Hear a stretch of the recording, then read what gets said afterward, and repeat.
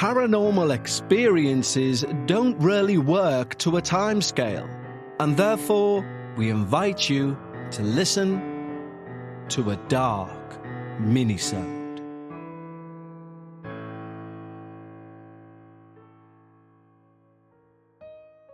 Hello everyone, and welcome back to a storm-battered Liverpool and this week's minisode. It seems rather fitting with the weather outside to be delivering this week's minisode, given it has some amazing visual descriptions that genuinely have kind of stuck with me ever since reading it. I hope you're all doing perfectly well, and before we start, a quick reminder, we are giving away a free week Patreon at our highest tier, meaning you can gain access to the Patreon-only podcast Dark Bites and its 130 plus hours of content. Just click the link in the show notes, and if it's not for you, simply cancel. But as I've said many times before, if I was not the host of the show, as a paranormal podcast fan, the Patreon that we have here, that the Patreons themselves police and have built, is somewhere I would definitely love to be.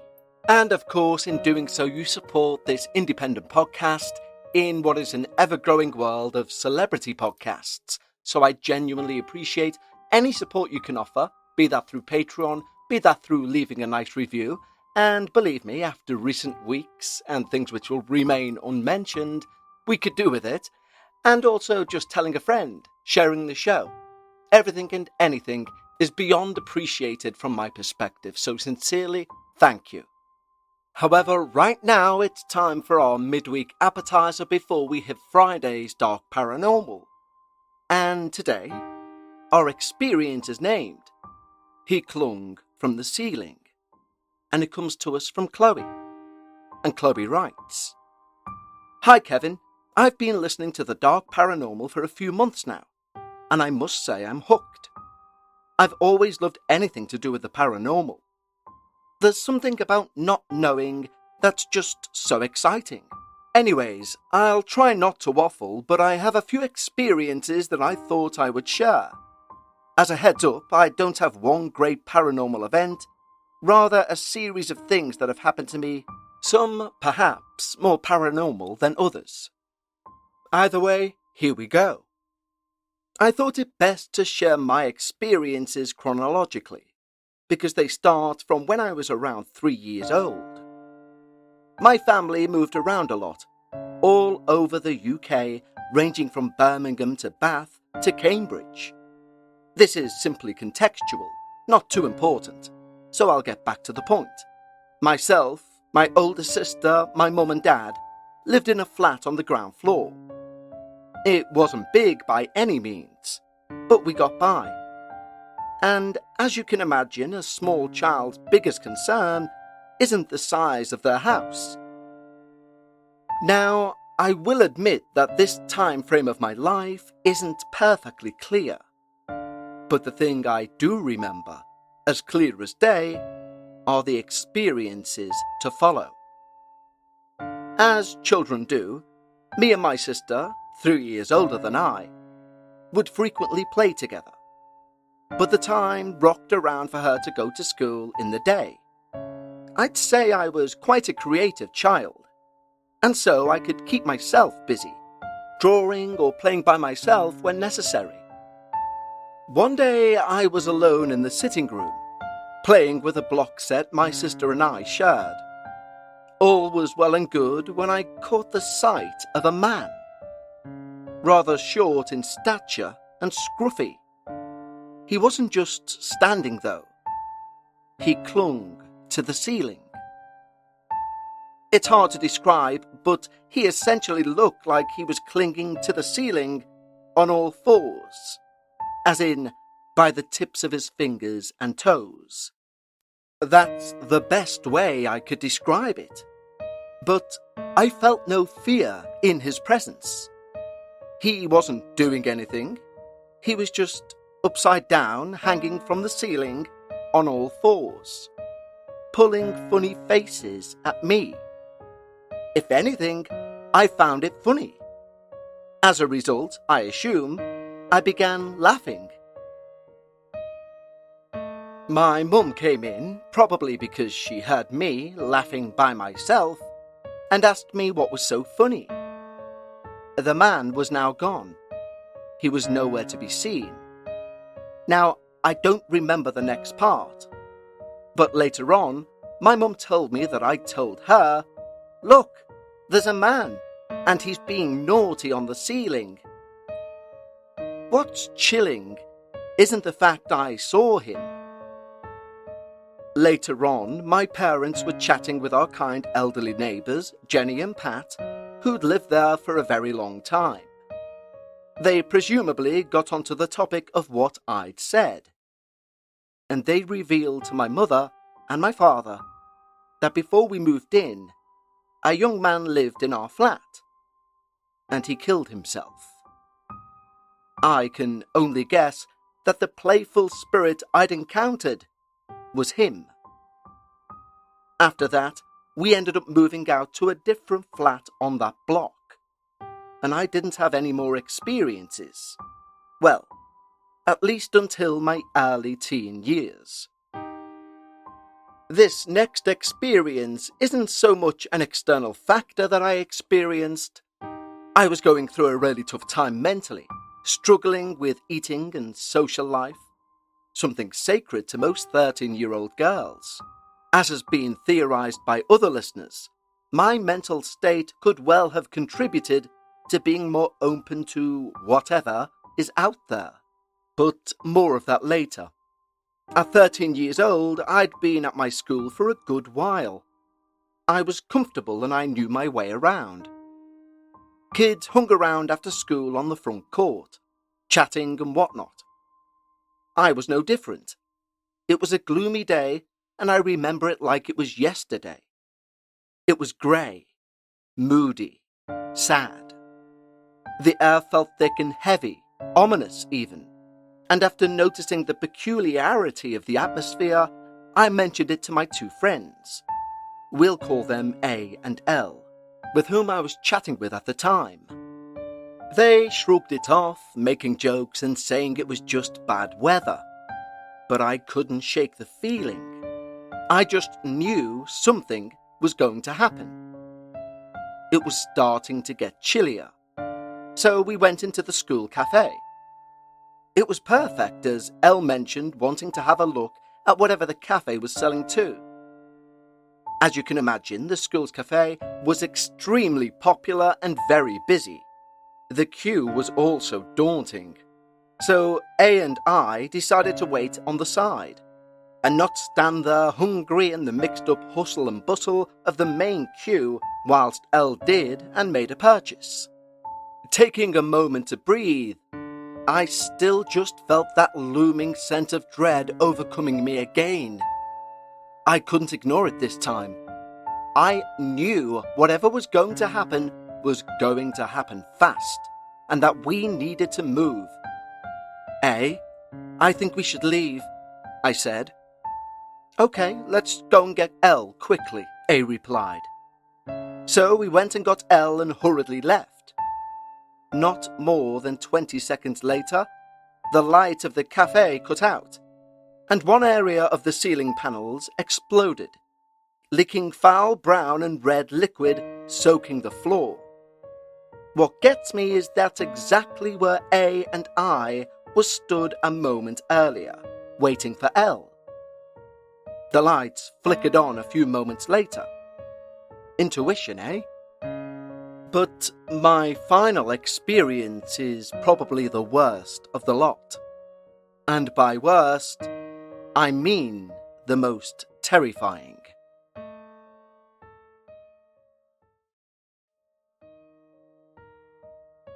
The first spirit I mentioned, the one who clung from the ceiling, wasn't malicious. This next one was. And whatever it was, it's something I never want to experience again. It was a winter day in the evening. The sky was darkening quickly, so naturally, my mum and I wanted to get home quickly. We were low on diesel, so my mum stopped off at a petrol station to fill up. After filling the tank up, my mum beckoned for me to go into the little convenience store to pay for the gas and maybe grab a snack on the way. As we paid for our Red Bull and our ice cream, the chatty man behind the counter mentioned how it was good we got here before it was pitch black. "The motorway always seems much scarier when it's dark," he said. We amicably agreed, saying, "Yeah, it's lucky." Nothing out of the ordinary with this interaction. So we get back into the car and we carry on with our journey home. After about maybe 15 minutes to go, I was dozing off in the front seat, in that half awake, half asleep drowsy state. That's when a street lamp illuminated it. It was a huge reptilian humanoid type creature. The best way I can describe what it was doing is this. Imagine an 8-foot tall, muscular man stood on the side of the road, back facing the road, bent down double and swinging his arms side to side. That's what it was doing. Swinging gently, its skin literally glistening in the streetlight. It took me maybe 2 seconds to clock in my head that was no man. That wasn't normal. That wasn't human. "Mum," I gasped. "Did you see that?" "No, I was looking at the road. Why?" she asked. I proceeded to describe exactly what I saw, terrified, practically shaking with fear in my seat. My mum said surely it was a man, but I swore I knew what I saw. We were getting close to home, and we lived in the countryside, so we have to drive down some pretty rough, twisted country lanes to get back home. These lanes don't have street lamps, they're not wide lanes. And as we're driving down one of these long, winding lanes, there, again, I spot something from far away as we approached. This time, it was a tall, thin woman. A tall, thin woman with straggly dark hair and sallow skin that almost glowed. Stood in her long, dirty white gown. Again I shouted, "Mum! What is it?" "Don't surprise me like that when I'm driving," Mum shouted, surprised by my sudden outburst. I told her to look, and this time she saw it. She saw the woman still on the side of the road, and she took a huge breath and kept driving. We didn't say a word to each other until we got home. For the next few days, I kept getting a pricking feeling that someone was watching me. Someone was following me everywhere, tapping and scraping in my walls at night, keeping me awake till late. I didn't tell anyone because they wouldn't believe me, at least I thought. But this kept going for months. I mentioned earlier how I think that being unstable mentally makes you more vulnerable to the paranormal. I'll take a quick pause to include a trigger warning now.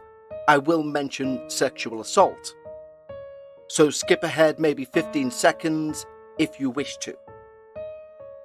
Before I saw those two figures that day, I'd recently been sexually assaulted by a classmate.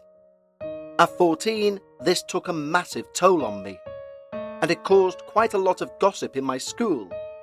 I was lower than ever. The worst part was that my family couldn't really understand just what I was going through. Though we did bring it up to the school and went through the apparent safeguarding measures, I was still in a really bad place and I felt broken. Like a part of me was missing.